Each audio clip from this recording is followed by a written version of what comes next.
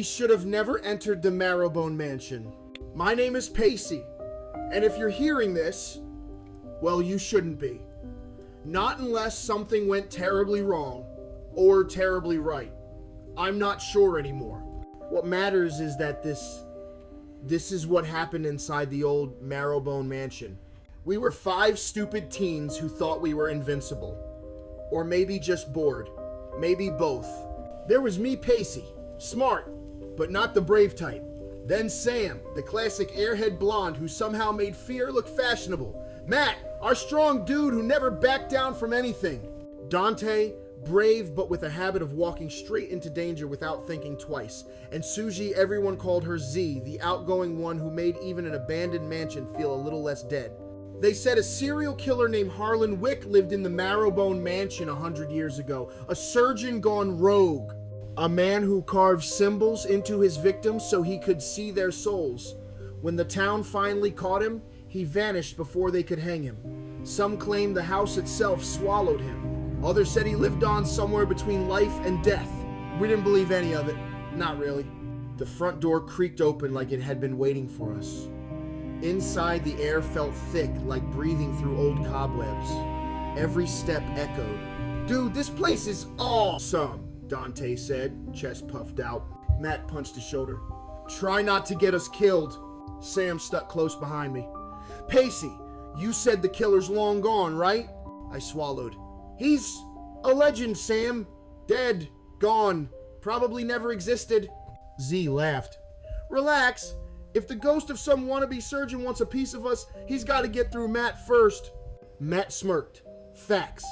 But the deeper we walked, the colder it got, like the house was pulling heat straight from our bones. We found carvings on the walls. Symbols.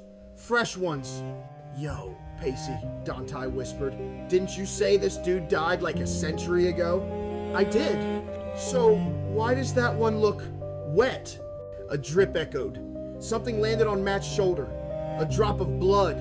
He looked up and screamed. He didn't scream out of fear. He screamed because something reached down from the darkness above and pulled him upward so fast the rest of us didn't even react until he was already gone. Sam shrieked, Matt! Matt! We pointed our phone flashlights upward, but all we saw was endless black. And then the sound. A single wet crunch. The entire house trembled. We ran. Dante stayed behind longer than he should have, yelling, Hey! Show yourself, freak! Something showed itself. A figure stepped out from the shadows at the far end of the hall. Tall, thin, wearing what looked like a surgeon's coat, but wrong. Too long. Almost alive. The fabric pulsing like skin. Its head snapped toward Dante. Dante charged with a roar. The figure lifted a hand, and Dante's body folded backward like a puppet with severed strings.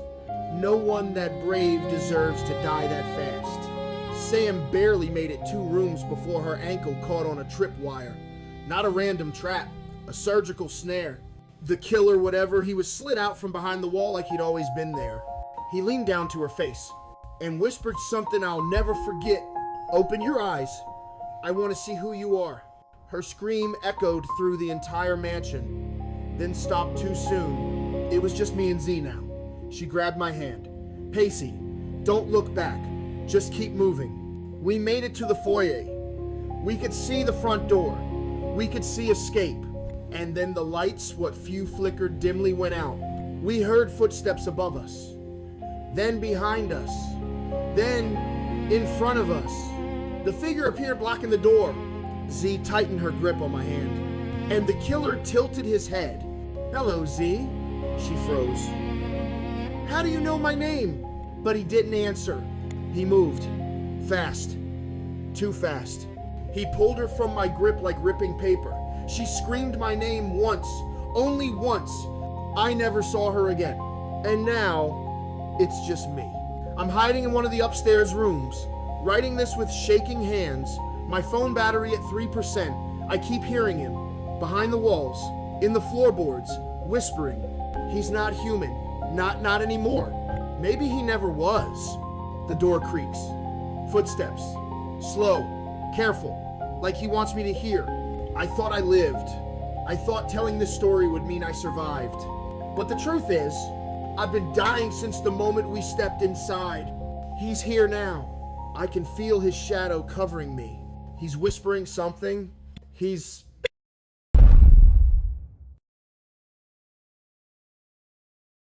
Yo, it's the midnight tide, the city's heartbeat slows. A shadow rolls in from the ocean where the fire glows. They call him Calamari, but you better watch your back. He's got a sword of flame and he'll slice through the land. Riding the wave of neon reef in the concrete sea. Mischief in his eyes, he's a villain with a plea. Streaking through alleyways, no one knows his real name. He's a pirate of justice, playing with the game. Fire on his blade, sparks dance like sea foam. He cuts through lies, no one left to roam. People whisper legends of the night shark. Cut a vigilante, a menace, a mystery gut.